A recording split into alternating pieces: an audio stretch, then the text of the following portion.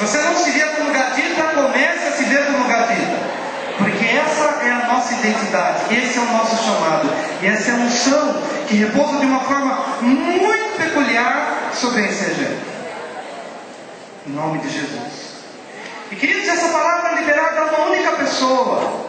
Ela se multiplica, porque Gade tem seus filhos, tem seus netos, tem seus bisnetos, e uma grande tribo se forma. E depois de algumas gerações, essa tribo reaparece, mas ela reaparece na hora certa. Eu queria te convidar a abrir em 1 de Crônicas 12. E esse é um dos motivos que me levou a compreender que essa palavra é para ICG, que essa palavra é para convenção. Porque a tribo de Gade, que recebe a princípio uma palavra de guerrilha, mas uma guerrilha que eu vou superar e vou suplantar e estarei acima dela, parece uma coisa que a gente não entende. Quando eu vou usar isso? Gade, quando você vai colocar em prática? E de repente Gade começa a colocar em prática o superar as guerrilhas no seu contexto pessoal, no seu contexto familiar. Mas gerações e gerações se passam e chegamos em 1 de Crônicas 12, quando a tribo de Gade reaparece para colocar Davi, obrigado, querido, para colocar Davi no trono. Diga, a tribo de Gade reaparece para colocar Davi no trono. Será que nós compreendemos o que aconteceu nessa semana? No dia 20 de janeiro de 2010, dê um aleluia bem forte, bem alto. Quem sabe o que aconteceu no dia 20 de janeiro de 2010?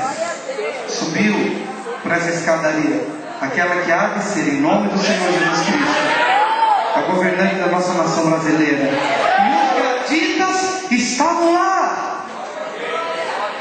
Então essa palavra, queridos, uma guerrilha o acometerá, mas você vai acometer a guerrilha na sua retaguarda. Tem um propósito. Você não sofreu quando pequeno por acaso.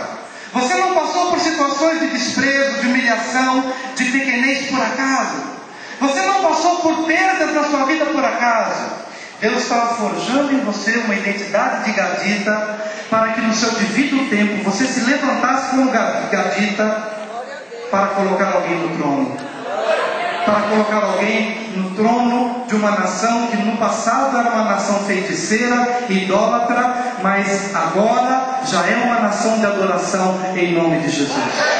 E quem é chamado, e quem está reunido e congregado junto às outras tribos para colocar Davi no trono? A tribo de Gade.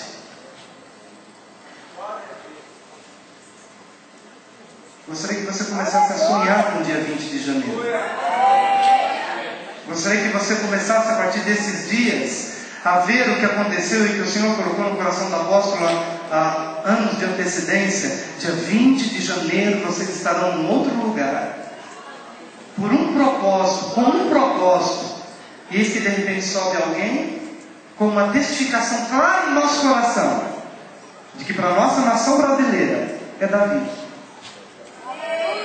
Como está dizendo? Diga, eu sou um gadita. Eu estou posicionado para colocar a quem o Senhor tem escolhido como autoridade sobre a nossa nação. Em nome do Senhor Jesus. Aleluia, aleluia. Queridos, em 1 de Crônicas 12, a partir do versículo 8, não é a hora ainda de se colocar Davi no trono. Isso vai acontecer no capítulo 12, mas a partir do versículo 23. Mas no versículo 8 há uma referência da visita dos gaditas a Davi antes dele estar no trono, antes dele ser reconhecido por todos. A partir do versículo 8, 1 de Crônicas 12, versículo 8: dos gaditas passaram-se para Davi a fortaleza no deserto. Diga, homens valentes. Onde os gaditas estão, queridos? Não é ainda a hora de colocar Davi no trono, porque faz-se menção dos gaditas quando Davi ainda estava no anonimato, na fortaleza, no deserto e fugindo de Saul.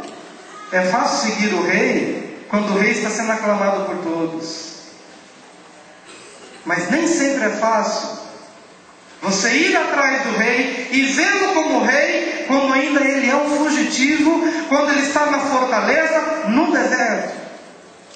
Mas o gadita, que aprendeu a enfrentar as suas batalhas e a superar as suas batalhas, consegue olhar para Davi com olhos espirituais e dizer: assim como eu venci minhas batalhas, Davi, você vai sair do deserto, você vai sair desta fortaleza escondido no deserto, e você vai ocupar o trono, porque o trono é teu. Somente quem enfrenta os seus conflitos e os supera vai ter um olhar de fé para um drogado e olhar para ele e dizer: você vai sair dessa, porque eu sou um gadita, eu também já venci meus conflitos e já os superei. Então eu posso olhar para você e dizer: você vai vencer as drogas, você vai vencer a bebida. Somente quem é gadita, que enfrentou suas guerrilhas pessoais no contexto de família, poderá olhar para uma família destroçada com olhos de gadita, com olhos de fé, e dizer: olha, assim como eu venci meus conflitos, eu posso olhar para a sua casa, eu posso olhar para a sua família e dizer: você vai superar, você vai vencer, e você estará no topo como família, em nome de Jesus. Alguns pensam que ser gadita ou ser guerreiro é ser truculento, é ser mal educado, é ser frio e insensível. Os gaditas não eram. Porque os gaditas, embora guerreiros como eles eram, mas eles eram compassivos. Tiveram um olhar de misericórdia para com Davi, viram Davi na sua fragilidade, no seu esconderijo na fortaleza, e se identificaram com ele e foram até ele. Um gadita, querido, é um guerreiro, mas ser guerreiro não é sinônimo de insensibilidades. O gadita se identifica com o choro do outro. Nesses dias o Senhor me fez lembrar dos dias em que o teto do templo em Brasília caiu. Quando ouvimos a notícia, era uma noite. No dia seguinte nos reunimos com pastores lá na igreja de Ribeirão, e eu e Zé Luiz, ou melhor, Zé Luiz e eu, decidimos sair rapidinho de Ribeirão Preto e chegar aqui em Brasília a tempo de ter um contato com o apóstolo. E corremos bastante. E eu fiquei pensando no decorrer do caminho: Senhor, o que a gente vai falar para ela? E as horas se passavam no silêncio naquele carro. Nem eu conversava com ele, nem ele conversava comigo, porque eu acredito que ambos estávamos pensando: o que nós vamos falar para ela? Tendo de sepultar mortos, tendo de lidar com as famílias. E de fato, queridos, chegamos, não tínhamos nenhuma mensagem e nenhuma palavra para dar.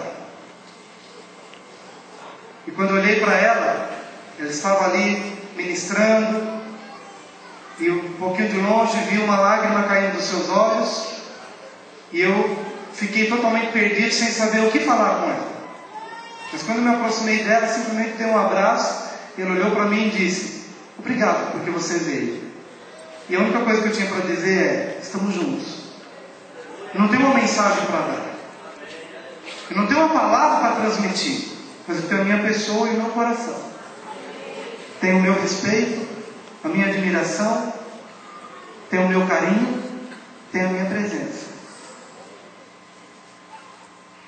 Querido, ser gadita talvez não te leve a ter uma palavra para dar, mas como a pastora Yara falou e tantos outros falaram, você tem a sua pessoa para dar, o seu coração, sua vida, o melhor que você tem. E se não tem nada para falar, esteja junto. Porque os gaditas, que no mesmo capítulo 12 vão colocar Davi no trono, são os mesmos gaditas que estão com Davi na sua caverna no deserto.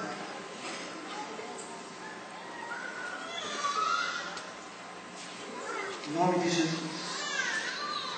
Nós não temos a visão de quantos Davis estão talvez na fortaleza no deserto, sendo discriminados ou perseguidos, mas de quantos gaditas Deus precisa, com olhos espirituais, para descer até eles, não esperar que eles venham até nós, mas descer até eles no tempo da sua vergonha, ou da sua humilhação, e ainda que não tenha palavra, mas junto e dizer: estou aqui, conta comigo. Em nome de Jesus. E hoje nós estamos aqui. É um outro lugar. É um outro tempo. Mas os gaditas se multiplicaram em nome de Jesus.